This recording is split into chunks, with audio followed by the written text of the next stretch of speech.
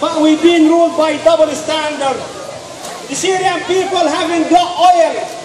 We don't have enough oil, so the NATO can get inside, or the NATO can interfere. We haven't got enough oil. Everybody wants to give us an excuse. Now all the presidents, all the regimes giving condemnation, they're showing their concern, and they said, we can't do anything. Everybody hiding behind the Russian and Chinese veto.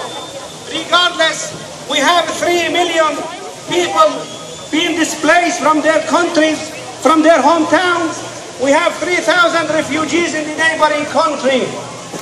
The death toll, now we have 3 million refugees inside Syria. Community they in Manchester escaped the bombing and shelling from their hometowns to go to some safer place. Unfortunately, there is no such a safe place in Syria. The bombing and shelling, the fighter just supposed to fight the enemies of Syria, but now they are bombing and dropping 600 pound weight of these bombs and dropping them on the populated areas. One of the target people queuing up to take bread from the bakery.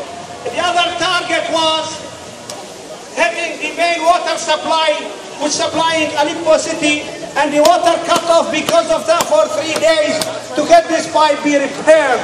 The other target is bombing a generator who giving electricity to a town populated by 500,000 people. This is the kind of inequality of regime.